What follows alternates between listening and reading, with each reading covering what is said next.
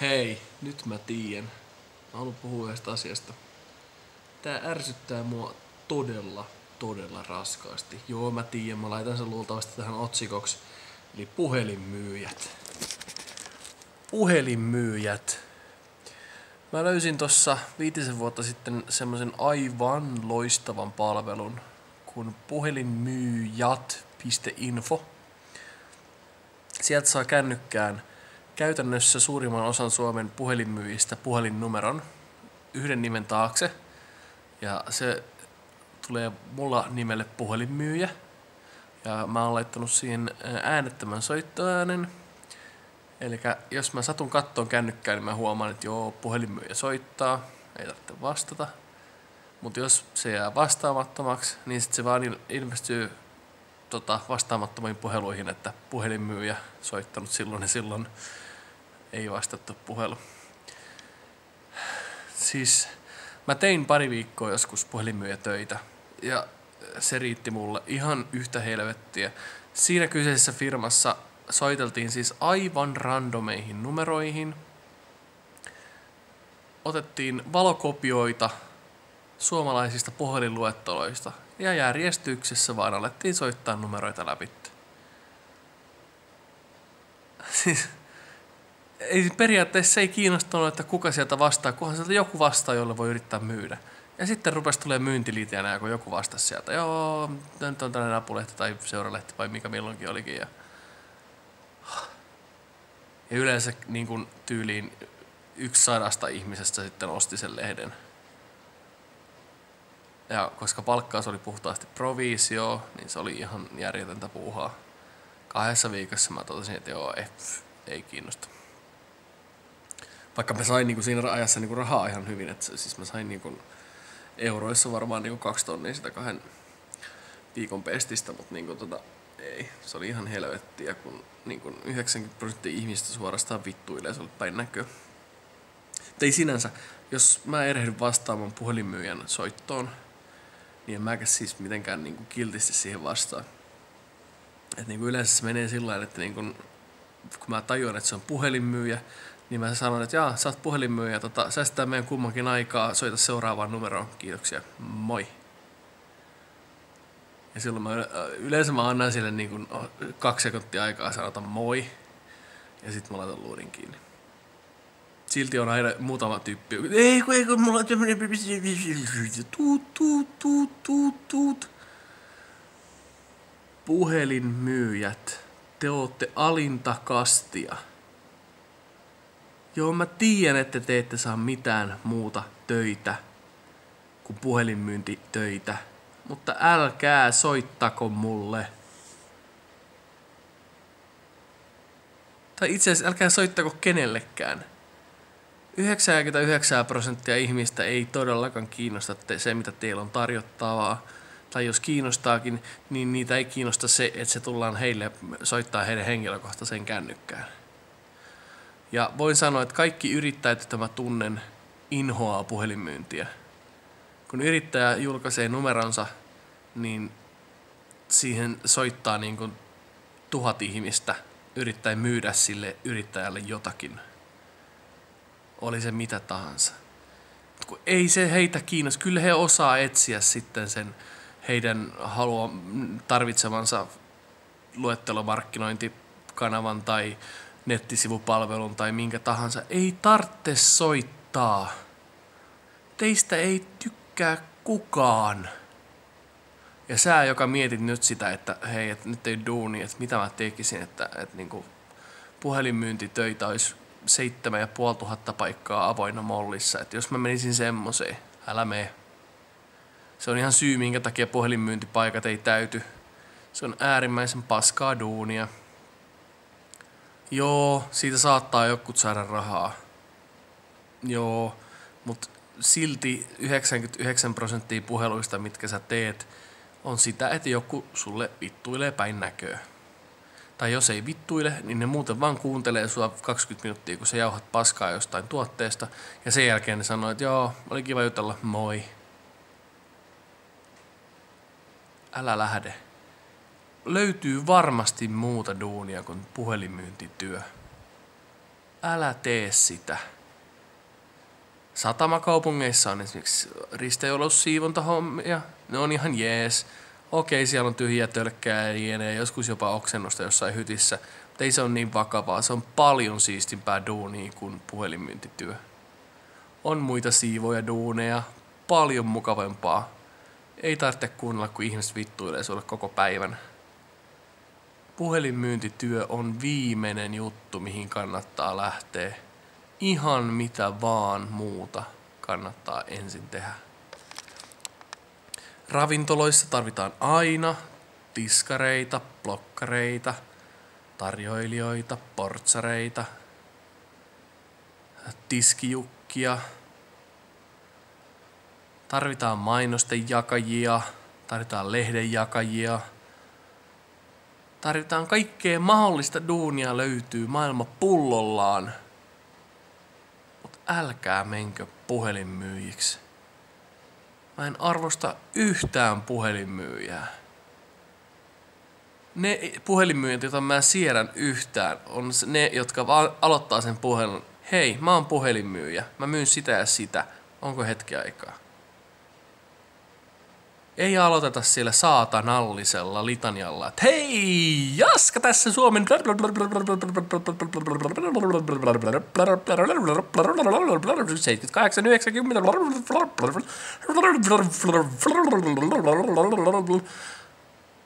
Laitetaanko tilaus menevää? Ja siinä vaiheessa, kun sulla on ensimmäisen kerran tilaisuus avata suus, niin sä oot ensinnäkin aivan vittuuntunut siihen ihmiseen. Sä et todellakaan tilaisi siltä mitään, mitä se myy, vaikka se olisi oikeasti hyvä tarjous. Ja vaikka sä tilaisit sen jonkun tuotteen, niin et sä ainakin siltä ihmiseltä tilaa, koska se ei antanut sulle suunvuoroa ensimmäiseen 5 minuuttiin.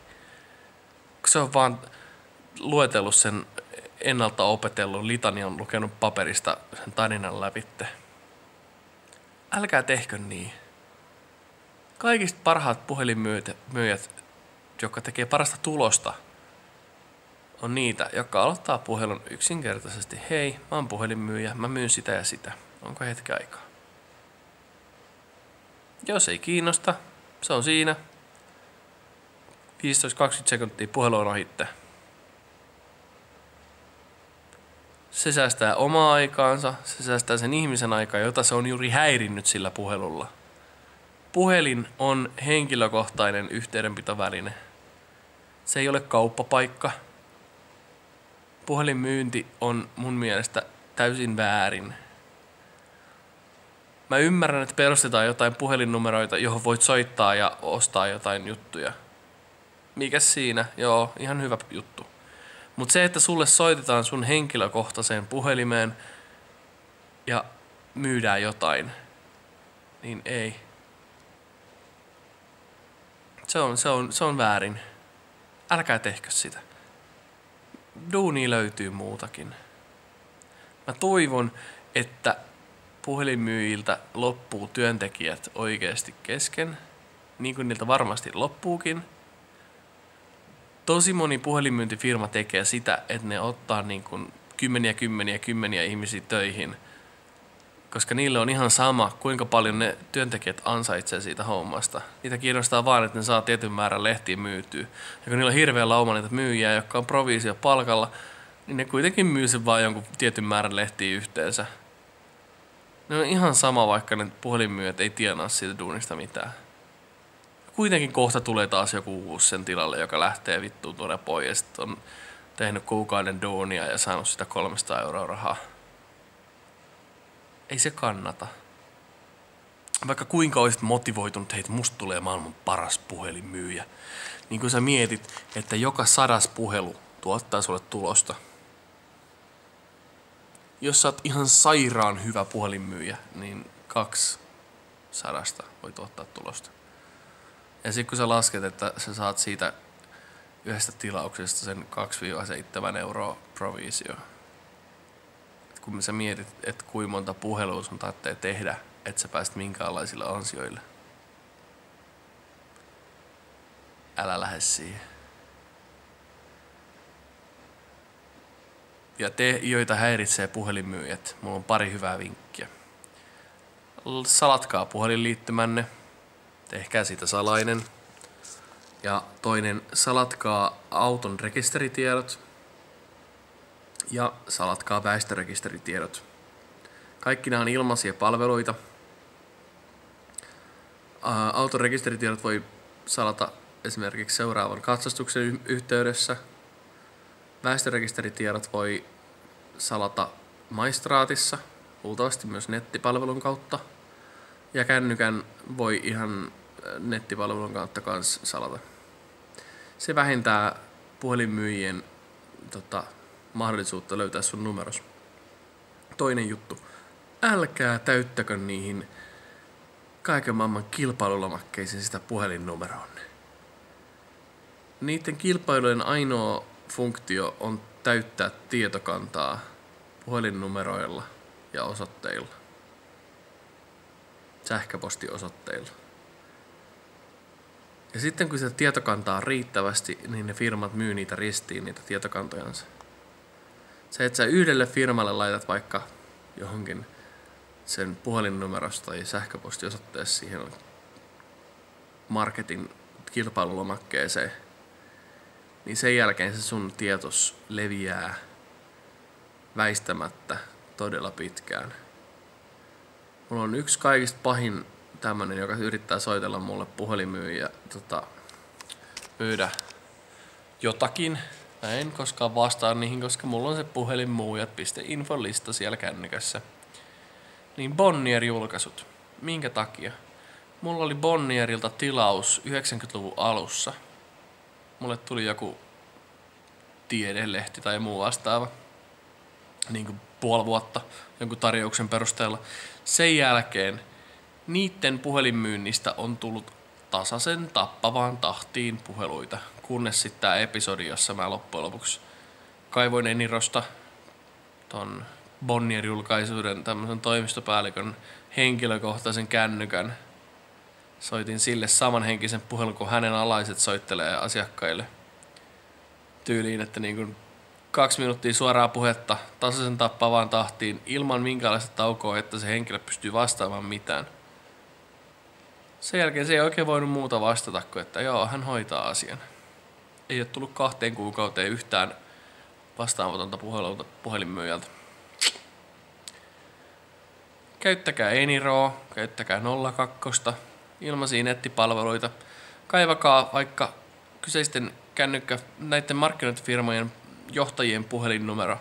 Johtajien nimet löytyy nettisivuilta, vaikka ei siellä heidän henkilökohtaisesti kännykkää, niin hakekaa sillä nimellä puhelinnumeroita Enirosta. Sinne vaan sitten johtajan henkilökohtaisen kännykkään puhelu, että hei, että nyt olisi myynnissä saapu vuodelta 79, että siinä on kaikkea sitä ja vikaa ja puhut siinä 2 minuuttia putkea ja kiinnostaisiko ostaa tämmöinen kännykkä. Ja sitten sen jälkeen kysyt se ennen kuin se sitä vastaa mitään, miltä tällainen puhelu susta tuntuu.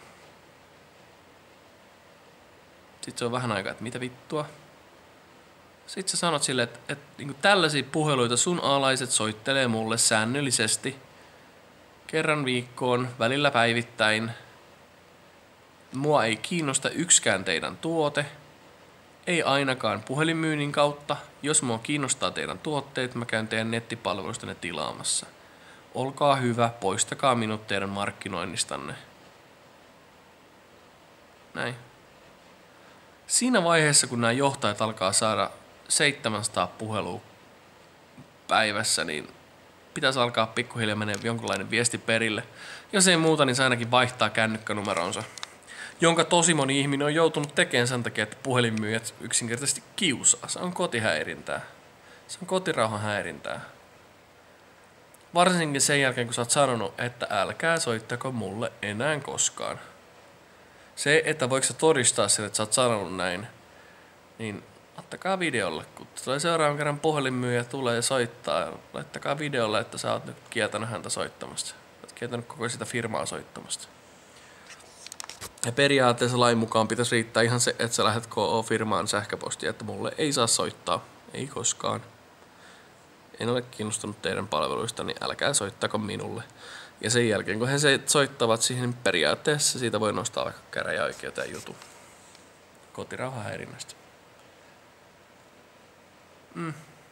Puhelinmyyjät, se on semmonen, mä vihaan niitä yli kaiken. Mä tiedän, että tosi moni muukin vihaa niitä. Kommentoi alle, tykkää. Jos et ole jo tilannut, niin tilaa. Puhelinmyyjät. Joku muu, mä tiedän, että sä oot puhelinmyyjä.